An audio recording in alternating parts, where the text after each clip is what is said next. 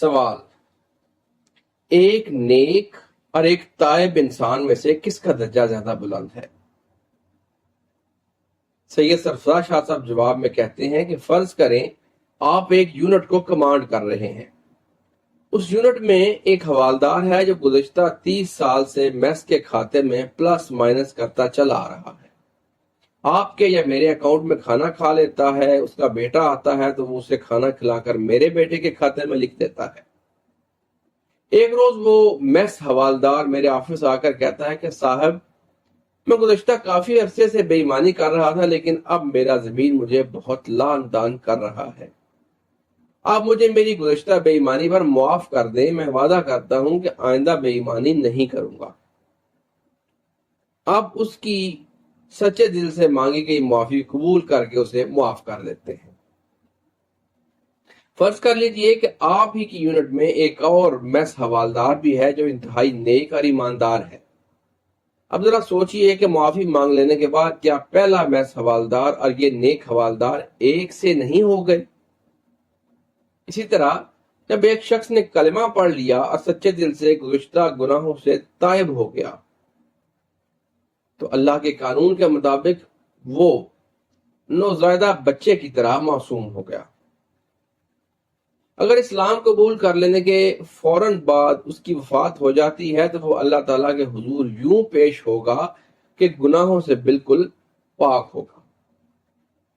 یوں اس کا درجہ ایک گناہگار مسلمان کی نسبت بلند ہے، لیکن اگر اسی شخص نے قتل سے بچنے کے لیے مصلحتاً جھوٹ بول کر اپنے مسلمان ہونے کا اظہار کیا ہوتا اور اس کے فوراً بعد وہ مر جاتا تو اسے اس کے گناہوں کی معافی نہ ملتی، کیونکہ وہ دل سے مسلمان نہیں ہوا تھا۔ اللہ تعالیٰ سے اگر سچے دل سے توبہ کر لی جائے تو پھر انسان کے گناہ معاف ہو جاتے ہیں۔ آپ میس حوالدار کو ایک بار معاف کر دینے کے بعد پھر کبھی اسے اس کی سابقہ غلطی اور کوتاہی یاد نہیں دلائیں گے۔ رب تو پھر رب ہے، وہ انسان کو کبھی اس کے پچھلے گناہ ریمائنڈ نہیں کروائے گا اور نہ ان گناہوں کی سزا اسے دے گا جن گناہوں کو وہ معاف کر چکا ہے۔ جس طرح تند ہو گھوڑے اور سدائے ہوئے گھوڑے کے لیے گھوڑ دوڑ کے قوانین یکساں ہوتے ہیں، البتہ ٹرینر کی ذمہ داری ہے کہ وہ تند ہو گھوڑے کو اسی طرح ٹرین کرے کہ ریس کے قانون کے مطابق دوڑے۔ اگر وہ ان کی خلاف ورزی کرے گا تو ریس سے آؤٹ کر دیا جائے گا۔ اگر یہ تند ہو گھوڑا زیادہ پاگل ہو گیا تو اسے گولی مار دی جائے گی۔ اسلام کے قوانین میں کوئی لچک نہیں۔ ضروری ہے کہ انسان اپنے آپ کو پہچانے اور اپنی خامیوں کو دور کرنے کی ایفرٹ کرے۔ فرض کریں کہ ایک سرجن کی کوئی خامی ایسی ہے کہ اگر وہ آپریشن کرے تو اس خامی کی وجہ سے خطرات بڑھ جاتے ہیں۔ آپ اس خامی کی وجہ سے اجازت نہیں دیتے کہ آپریشن کے دوران تمہارا ہاتھ بہکنے کی وجہ سے مورٹیلٹی ریٹ بڑھ جاتا ہے۔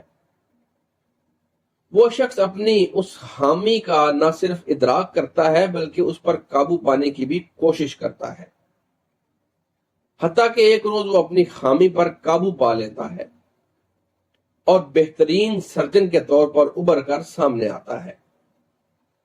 جب آپ اس کی ہر جگہ تعریف کرتے ہیں کہ کس طرح اس شخص نے اپنی خامی کو سخت محنت کے بعد دور کر لیا، آپ اس کی تحسین کرتے ہوئے نہیں تھکتے۔ اب سرجری کے قوانین میں تو اس شخص کی خامی کی وجہ سے کوئی ریلیکسیشن پیدا نہیں ہوئی، بلکہ اسے خود کو بہترین سرجن کے مطلوبہ معیار تک لانے کے لیے خود کو تبدیل کرنا پڑا، اور جب وہ محنت کر کے اپنے آپ کو بہترین سرجن کے مقام پر لے آیا تو ہر جگہ اس کی تعریف ہونے لگی۔ اس لیے اللہ کے نزدیک اس شخص کا درجہ کہ جو ساری عمر گناہ کرنے کے بعد سچے دل سے توبہ کر لیتا ہے، اس شخص سے زیادہ ہے جس نے کبھی گناہ کیا ہی نہیں۔ اس کی وجہ یہ ہے کہ نیک انسان نے تو کبھی گناہ کا ذائقہ چکھا ہی نہیں، کیونکہ اس کو ڈسٹریکٹ کرنے والی کوئی چیز ہی نہیں تھی۔ اس کے مقابلے میں یہ شخص ایک لمبے عرصے تک گناہ کی لذت کا عادی رہا پھر اس نے خود پر جبر کیا، اپنے نفس کو مارا اور گناہ کی لذت کو ترک کر کے نیکی کی تلخی کو اپنایا۔ اس لیے اس کا درجہ زیادہ بلند ہے۔